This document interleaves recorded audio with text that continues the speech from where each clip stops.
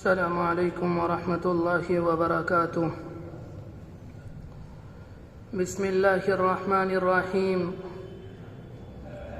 الحمد للہ وکفى وسلام علی عباده الذین اصطفى، اما بعد۔ اعوذ باللہ من الشیطان الرجیم، بسم اللہ الرحمن الرحیم۔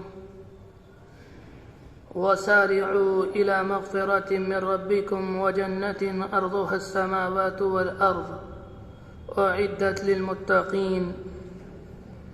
وقال سبحانه وتعالى فاستبقوا الخيرات، صدق الله العظيم۔ وقد قال النبي صلى الله عليه وآله وسلم بادروا بالأعمال الصالحة، او کما قال علیہ الصلاۃ والسلام۔ بہت ہی عزت و احترام کے مستحق میرے بزرگوں، قابل قدر دینی اور ایمانی بھائیوں،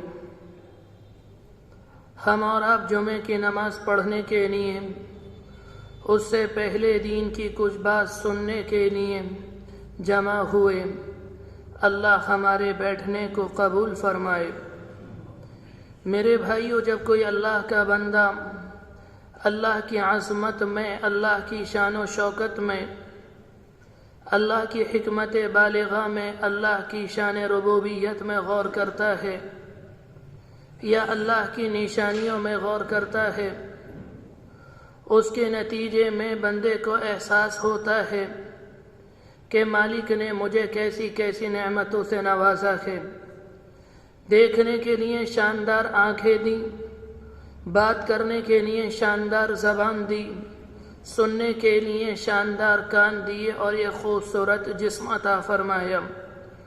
تمام مخلوقات کو، ساری کائنات کو اللہ نے اس لیے پیدا کیا، یہ سارے کی ساری انسانوں کی خدمت کریں۔ یہ زمین و آسمان، چاند سورج ستارے، یہ ساری کی ساری مخلوقات یہ انسانوں کی خدمت پر مأمور ہیں۔ جب بندہ اس طریقے سے اللہ کی نعمتوں پر غور کرتا ہے، اس کے نتیجے میں بندے کے دل میں اللہ کی نعمتوں کا استحضار ہوتا ہے، اور پھر بندہ یوں سوچنے لگتا ہے جب اللہ نے میرے ساتھ کرم کا معاملہ کیا، احسان اور عافیت کا معاملہ کیا، مجھے بھی اللہ کی بات ماننی چاہیے، اللہ کی عبادت کرنی چاہیے، اللہ کی اطاعت اور فرما برداری کرنی چاہیے، اور نیکی کے کاموں میں مجھے سبقت کرنی چاہیے۔ قرآن مجید کی آیت ہے فاستبقوا الخیرات، نیکی کے کام میں جلدی کرو، نیکی کے کاموں میں ایک دوسرے سے آگے بڑھنے کی کوشش کرو، نیکی کے معاملے میں ایک دوسرے سے مقابلہ کرو۔ جب کسی اللہ کے بندے کے دل میں نیکی کی کوئی بات آئے، وہ اس میں تاخیر نہ کرے، وہ اسے مؤخر نہ کرے، وہ اسے ٹالے نہیں۔ جیسے کہ نیکی کا جذبہ دل کے اندر پیدا ہو، فوراً نیکی پر عمل کر لیا جائے، نیکی کے جذبے پر عمل کر لیا جائے۔ جب نیکی کا جذبہ انسان کے دل میں آتا ہے، یہ خود بخود نہیں آتا، بلکہ یہ اللہ کی طرف سے آتا ہے۔ جیسے کہ نیکی کا کوئی جذبہ خیال دل کے اندر آتا ہے تو شیطان یہ نہیں چاہتا بلکہ اس پر عمل کرے، اسے عمل سے دور کر دیتا ہے۔ قرآن مجید کہتا ہے شیطان تمہارا ازلی دشمن ہے، اِنَّهُ لَكُمْ عَدُوٌّ مُّبِينٌ، وہ تمہارا کھلا دشمن ہے، اور شیطان کے پاس بے شمار حربے، بے شمار چالیں، بے شمار داؤں ہیں۔ جیسا انسان ہوتا ہے اس کے مطابق اپنا ویسا حربہ استعمال کرتا ہے۔ جس حربے سے وہ ایک کافر کو گمراہ کرتا ہے، راہ راست سے ہٹاتا ہے، اپنا وہ حربہ وہ مسلمان کے لیے استعمال نہیں کرتا، اور جس طریقے سے وہ مسلمان کو راہ راست سے ہٹاتا ہے، اعمال سے دور کرتا ہے، اپنا وہ طریقہ ایک کافر کے لیے استعمال نہیں کرتا۔ مومن کے لیے اس کے حربے الگ ہیں اور کافر کے لیے اس کے حربے الگ ہیں۔ شیطان کبھی کسی مومن سے یہ بات نہیں کہے گا کہ تم نماز مت پڑھو، تم نیکی کے کام مت کرو، تم قرآن مجید کی تلاوت مت کرو، اس لیے کہ اسے معلوم ہے یہ صاحب ایمان ہے، یہ اللہ کے اوپر ایمان رکھتا ہے، یہ نبی کو اللہ کے رسول مانتا ہے، یہ نیکی کے کام کو کبھی برا نہیں کہے گا۔ شیطان الٹا یہ کہتا ہے نماز پڑھنا بہت اچھا ہے، قرآن مجید کی تلاوت بہت اچھا کام ہے، کسی کے ساتھ بھلائی کا معاملہ کرنا بہت اچھا کام ہے، لیکن آج سے کیا ضرورت ہے، کل سے نماز پڑھیں گے، جمعے سے نماز پڑھیں گے، شب برات سے نماز پڑھیں گے، رمضان المبارک کا مہینہ آئے گا جب سے نماز پڑھیں گے۔ اس طرح سے بندے سے اعمال کو مؤخر کر دیتا ہے اور بندے کو اس نیک کام سے محروم کر دیتا ہے۔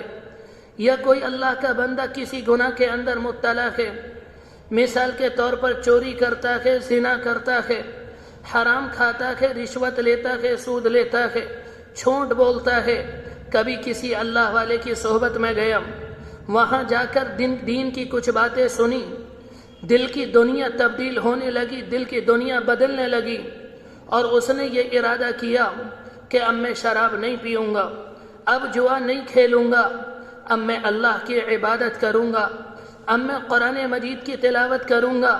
جب وہ بندہ یہ خیال کرتا ہے تو شیطان کہتا ہے کہ جمعے کے دن توبہ کرنا وہ توبہ کا دن ہوتا ہے، یا تہجد کے وقت میں اٹھ کر دعا کرنا وہ قبولیت کا وقت ہوتا ہے۔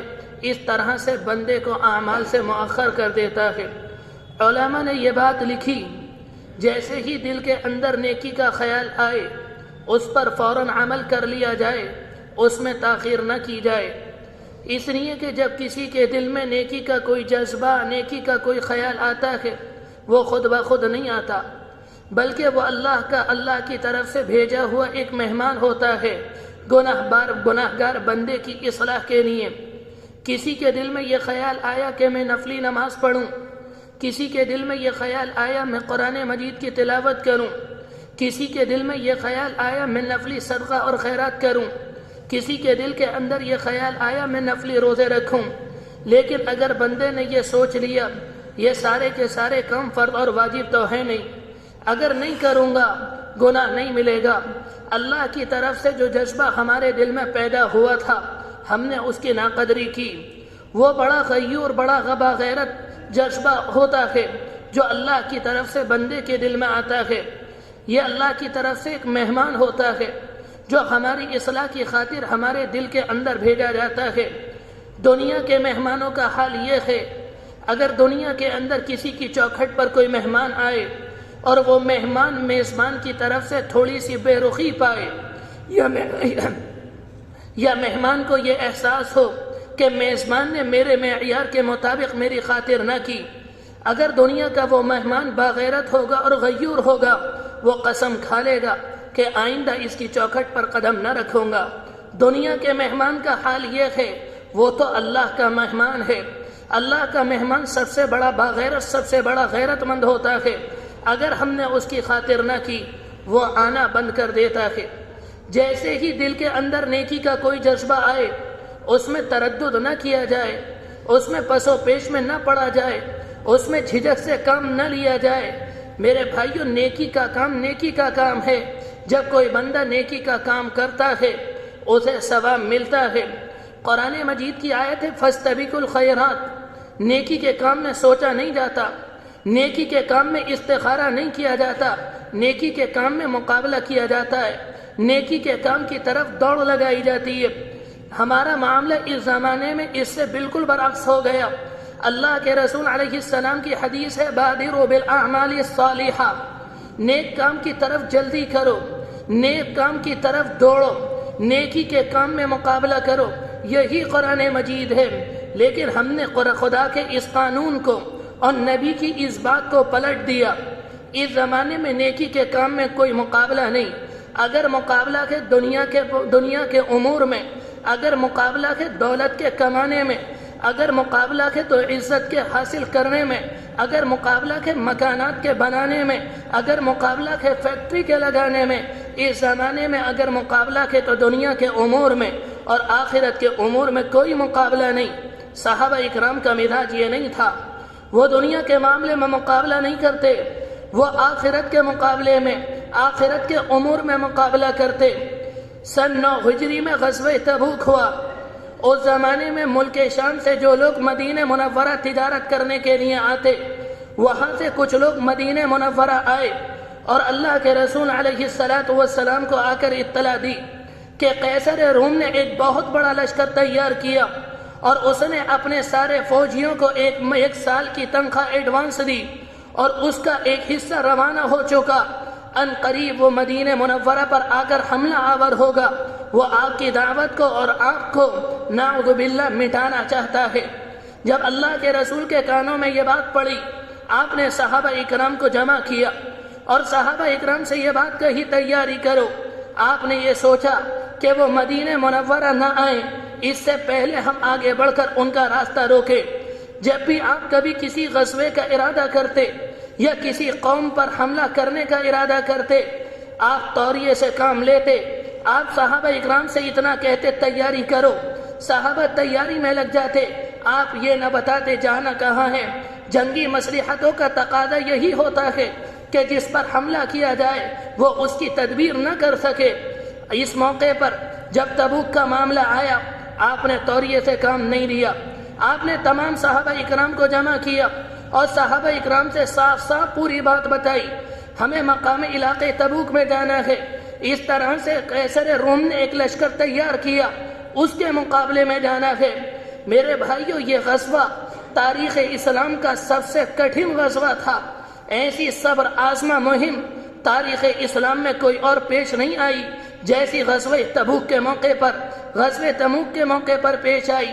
گرمی کا زمانہ اور وہاں کی گرمی ہماری گرمی کی طرح نہیں، وہاں گرمی کا عالم یہ ہوتا ہے، زمین آگ کے انگارے اگل رہی ہوتی ہے اور آسمان آگ کے شعلے برسا رہا ہوتا ہے۔ 1-2 کلومیٹر کا سفر نہیں، تقریباً 1200 کلومیٹر کا صحرائی سفر اور کھجوریں پکنے کا زمانہ، یہ وہ زمانہ ہے۔ اگر کھجوریں شاندار آتی، کھجور کی فصل شاندار ہوتی تو سارا سال خوشحالی سے بسر ہوتا، اگر پیداوار میں کمی آتی تو سارا سال تنگی سے بسر ہوتا۔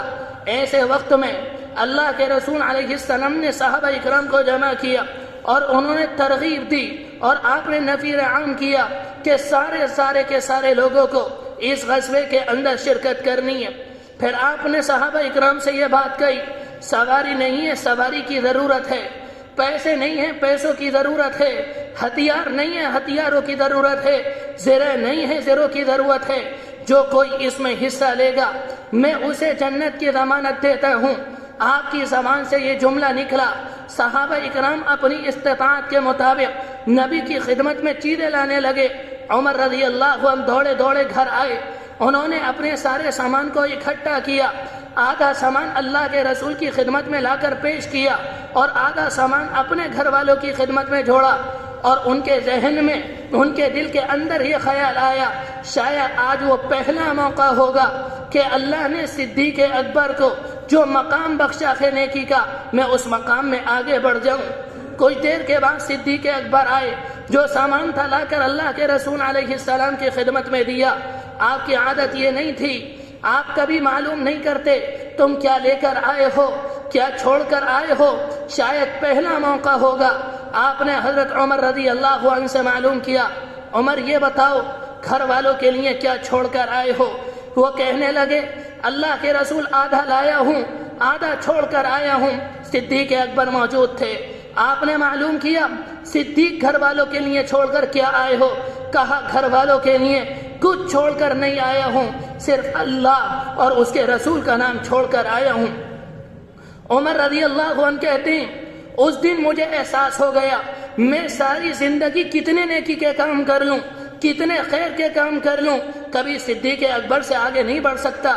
میرے بھائیوں، میں اس واقعے کی روشنی میں یہ بات کہنا چاہ رہا تھا، عمر رضی اللہ عنہ کے ذہن میں یہ بات نہ آئی کہ عثمان غنی جن کی تجارت بہت بڑی ہے، میری تجارت ان سے بڑی ہو جائے۔ ان کے ذہن میں یہ بات نہ آئی عبد الرحمن ابن عوف جن کے پاس پیسے بہت ہیں، میرے پاس ان سے زیادہ پیسے ہو جائیں۔ وہاں دنیا کے معاملے میں مقابلہ نہیں، وہاں اگر مقابلہ تھا تو آخرت کے امور میں مقابلہ تھا۔ اللہ کے رسول علیہ السلام ایک موقع پر مدینے کے اندر تھے، فقراء غرباء صحابہ اکرام کی ایک جماعت اللہ کے رسول علیہ السلام کے پاس آئی اور آ کر کہا اللہ کے رسول ہم بھی نماز پڑھتے ہیں، یہ مالدار لوگ بھی نماز پڑھتے ہیں، ہم بھی روزہ رکھتے ہیں، یہ بھی روزہ رکھتے ہیں، لیکن اللہ نے انہیں مال دیا، یہ صدقہ دے کر نیکی میں ہم سے آگے بڑھ جاتے ہیں۔ آپ ہمیں کوئی تدبیر بتا دیجئے، آپ ہمیں کوئی عمل بتا دیجئے جس کی وجہ سے ہم ان سے آگے بڑھ جائیں۔ آپ نے فرمایا ہر نماز کے بعد 33 مرتبہ سبحان اللہ پڑھ لیا کرو، 33 مرتبہ الحمدللہ پڑھ لیا کرو، 34 مرتبہ اللہ اکبر پڑھ لیا کرو۔ اس عمل کے نتیجے میں تم ان سے آگے بڑھ جاؤ گے۔ کچھ دنوں کے بعد جو صحابہ مالدار تھے، جن کے پاس مال و دولت تھا، انہوں نے یہ عمل، انہیں پتا چلا غربا یہ پڑھتے ہیں، انہوں نے یہ تسبیح پڑھنی شروع کر دی۔ وہ دوبارہ اللہ کے رسول کے پاس آئے، اللہ کے رسول وہ بھی تسبیح پڑھنے لگے، ہم ان سے آگے کیسے نکلیں؟ تب آپ نے فرمایا ذالک فضل اللہ یؤتیہ من یشاء، یہ تو اللہ کا فضل ہے، اللہ جسے چاہتا ہے عطا کرتا ہے۔ میرے بھائیو، صحابہ اکرام کی سوچ یہ تھی میں کس طرح سے نیکی میں آگے بڑھ جاؤں، لیکن اس زمانے میں ہماری سوچ یہ ہے کس طرح سے ہم دنیا میں آگے بڑھ جائیں، کس طرح سے ہم کاروبار میں آگے بڑھ جائیں، کس طرح سے تجارت میں آگے بڑھ جائیں۔ یہ کوئی اچھی چیز نہیں، یہ صحابہ اکرام کا مزاج نہیں، یہ ہمارے نبی کا مزاج نہیں، یہ تو دنیا کی اغیار قوموں کا، یہ تو مغرب کا مزاج ہے۔ اگر ہم نے دنیا کے معاملے میں مقابلے کی، میرے بھائیوں یاد رکھنا، ہم نے اپنے نبی کی نقالی نہ کی، ہم نے یورپ کی نقالی کی، ہم نے مغرب کی نقالی کی۔ اگر دین کے معاملے میں مقابلہ کریں گے، اگر نماز کے مقابلے میں اگر نماز میں مقابلہ کریں گے، اگر قرآن مجید کی تلاوت میں مقابلہ کریں گے، تب جا کر معلوم ہوگا کہ اس موقع پر ہم نے اپنے نبی کی نقالی کی، ہم نے اپنے صحابہ کی نقالی کی۔ ذرا میں اپنے آپ پر غور کروں، آپ غور کریں کہ ہم اس زمانے میں اپنے نبی کی نقالی کر رہے ہیں یا یورپ کی نقالی کر رہے ہیں؟ میرے بھائیوں یاد رکھنا، اگر یورپ کی نقالی کی اللہ جہنم میں پھینک دے گا، اور اپنے نبی کی نقالی کی اللہ جنت عطا کرے گا۔ ایک موقع پر اللہ کے رسول علیہ السلام موجود، آپ کے ایک صحابی آئے اور آ کر کہا اللہ کے رسول ایسا کوئی صدقہ بتا دیجئے جس کا ثواب سب سے زیادہ ہو، ایسا کوئی مال بتا دیجئے جسے خرچ کرنے سے اللہ سب سے زیادہ ثواب دے۔ اللہ کے رسول علیہ السلام نے اس موقع پر 2-3 جملے ارشاد فرمائے۔ آپ نے فرمایا تم ایسی حالت میں خرچ کرو، تم جوان ہو، تمہاری تندرستی برقرار ہو، مال کی محبت، تمہاری دولت کی محبت تمہارے دل کے اندر موجود ہو، اور تمہیں یہ اندیشہ ہو اگر میں خرچ کروں گا مال ہاتھ سے نکل جائے گا، مال ہاتھ سے نکل جائے گا، کل مجھے ضرورت پڑے گی تو کیا ہوگا؟ آپ کا مطلب یہ تھا کہ ایسے زمانے میں خرچ کرو جب تمہارا نفس تمہیں اللہ کے راستے میں خرچ کرنے سے روک رہا ہوگا، جب تمہارا نفس تمہیں اللہ کے راستے میں خرچ کرنے سے روکے، اس زمانے میں خرچ کرو گے، اس کا ثواب زیادہ ہے۔ میرے بھائیو، دنیا کا بھی معاملہ یہی ہے۔ ہم دنیا میں دیکھتے ہیں ہر چیز کا ایک وقت ہوتا ہے، اس زمانے میں اس کی قیمت بڑھ جاتی ہے، وہ زمانہ چلا جاتا ہے، قیمت کم ہو جاتی ہے۔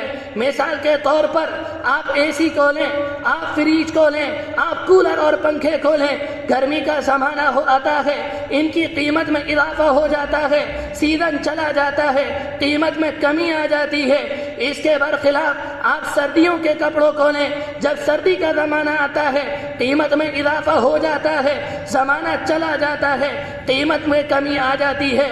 دنیا کا معمول ہے کہ ہر چیز کی اپنے وقت پر قیمت ہے، اگر زمانہ ہوگا تو قیمت بڑھے گی، زمانہ چلا جائے گا قیمت میں گراوٹ آئے گی۔ میرے بھائیو، نیکی کا کام ہے، اس میں انکار نہیں کہ اللہ ثواب نہیں دے گا۔ مسئلہ یہ ہے کہ نیکی کا کام کرنے میں ثواب زیادہ کم ملتا ہے اور ثواب میں کمی کم آتی ہے۔ اللہ کے رسول علیہ السلام نے فرمایا اگر جوانی میں خرچ کرو گے، تندرستی میں خرچ کرو گے، اس حال میں خرچ کرو گے، مال کی محبت تمہارے دل کے اندر ہوگی اور تمہارا نفس، تمہارا دل تمہیں اللہ کے راستے میں خرچ کرنے سے روک رہا ہوگا، اس زمانے میں خرچ کرو گے تو تمہیں ثواب زیادہ ملے گا۔ جوانی میں خرچ کرتے ہیں ثواب زیادہ ملتا ہے۔ ایک اللہ کا بندہ وہ ہے جو مرض الموت میں گرفتار ہے، بستر پر پڑا ہے، آدھا کمزور ہو گئے، آدھا ڈھیلے ہو گئے، موت کے فرشتے نظر آنے لگے، ایسے وقت میں کہتا ہے میں نے اپنے مال کو اللہ کے لیے دیا، میرے مال سے مسجدیں بنوا دی جائیں، میرے مال کو بیواؤں میں دے دیا جائے۔ میرے بھائیوں یاد رکھنا، جب کوئی اللہ کا بندہ مرض الوفات میں گرفتار ہو جاتا ہے، اس کا سارا مال اس کا نہیں رہتا، اس کا 1/3 رہتا ہے، باقی اس کے ورثہ کی جانب منتقل ہو جاتا ہے۔ اگر کوئی اس زمانے میں خرچ کرے گا ثواب اسے بھی ملتا ہے، لیکن اتنا نہیں ملتا جتنا جوان کو اپنی جوانی میں اللہ کے راستے میں خرچ کرنے پر ملتا ہے۔ ایک موقع پر قرآن مجید کی آیت آئی، لن تنالوا البر حتى تنفقوا مما تحبون، حقیقی نیکی کو تم اس وقت تک حاصل نہیں کر سکتے، تم اللہ کے راستے میں وہ چیز خرچ کرو جو تمہیں سب سے زیادہ محبوب ہو۔ اللہ کے رسول کے صحابہ کے کانوں میں قرآن مجید کی یہ آیت پڑھی۔ اللہ کے رسول کے ایک صحابی ابو طلحہ انصاری رضی اللہ عنہ، ان کا ایک باغ آپ کی مسجد کے سامنے تھا، آج وہ باغ آپ کی مسجد کے اندر ہے۔ اس باغ میں ایک کنواں تھا جس کا پانی شیریں اور میٹھا ہوتا۔ کبھی اللہ کے رسول ان کے باغ میں جاتے، پانی پیتے، اور گرمی کے زمانے میں آپ ان کے کنویں کی مینڈ پر بیٹھتے اور اپنے ٹانگوں کو اس کنویں کے اندر لٹکا دیتے۔ آج بھی اس کنویں کا نشان مسجد نبوی کے اندر موجود ہے۔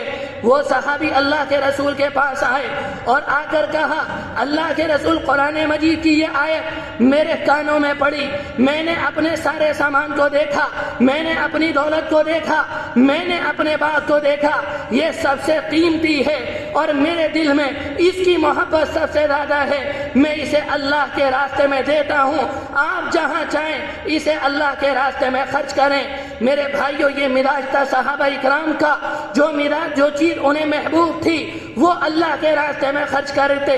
اس زمانے میں ہمارا مزاج الٹا ہو گیا، جو چیز ہمیں محبوب ہوتی ہے، جو چیز ہمیں پیاری اور پسندیدہ ہوتی ہے، اسے اپنے لیے روکتے ہیں، جو ہمارے کام کی نہیں ہوتی یا جس سے ہمیں محبت نہیں ہوتی، جو کم درجے کی ہوتی ہے، اسے اللہ کے راستے میں دے دیتے ہیں۔ گھر کے اندر نئے کپڑے آتے ہیں تو کہا جاتا ہے پرانے کپڑے اللہ کے راستے میں دے دو، پرانے کپڑے غریبوں کو دے دو، اللہ کریم ہے، اللہ مہربان ہے، وہ تمہارے پوسیدہ کپڑوں کو، وہ تمہارے پرانے کپڑوں کو بھی قبول کرتا ہے، اس پر بھی ثواب دیتا ہے۔ میرے بھائیوں، یہی معاملہ ہماری زندگی کا ہے۔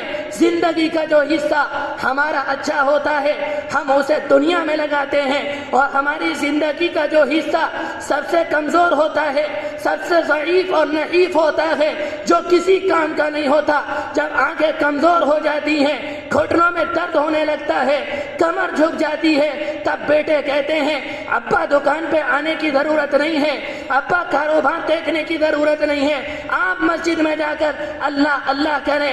کہنا یہ ہے ہم اپنی زندگی کا وہ وقت اللہ کے راستے میں لگاتے ہیں جو سب سے زیادہ کمزور، جو سب سے زیادہ ضعیف، لیکن اللہ کریم ہے، اللہ رحیم ہے، وہ ہمارے بزرگی میں، ہمارے بڑھاپے میں جو نیک کام کیے جاتے ہیں اس میں ٹھیک سے نماز نہیں پڑھی جاتی، اس میں ٹھیک سے رکوع نہیں کیے جاتے، قرآن مجید کی تلاوت نہیں کی جاتی، تب بھی اللہ قبول کرتا ہے۔ لیکن اللہ کے رسول علیہ السلام کی حدیث ہمارے سامنے آئی اور قرآن مجید کی ایک آیت ہمارے سامنے آئی، اس میں یہ بات بتائی گئی کہ تم وہ چیز اللہ کے راستے میں خرچ کرو جو سب سے زیادہ محبوب، اگر پوری کی پوری خرچ نہ کریں کم از کم اس کا تھوڑا سا حصہ اللہ کے راستے میں خرچ کریں، جوانی میں خرچ کریں، جو چیز سب سے زیادہ پسند ہے اسے اللہ کے راستے میں خرچ کریں، بڑھاپے میں بھی اللہ کی عبادت کریں۔ بہتر یہ ہے کہ اپنی جوانی اللہ کی عبادت میں صرف کریں، جوانی میں اللہ کی عبادت پڑھیں، جوانی میں نمازیں زیادہ پڑھیں، ذکر و اذکار کریں، تسبیحات پڑھیں، قرآن مجید کی تلاوت کریں۔ میرے بھائیوں، اگر اس طرح سے کریں گے تو اللہ کے رسول علیہ السلام کی اس حدیث پر اور قرآن مجید کی اس آیت پر انشاءاللہ عمل ہوگا۔ اللہ ہمیں جو چیز سب سے زیادہ محبوب ہو اسے خرچ کرنے والا بنا دے، جوانی میں خرچ کرنے کی توفیق دے دے۔ جو بات کہی گئی اللہ عمل کی توفیق نصیب فرمائے۔ وآخر دعوانا ان الحمد للہ رب العالمین۔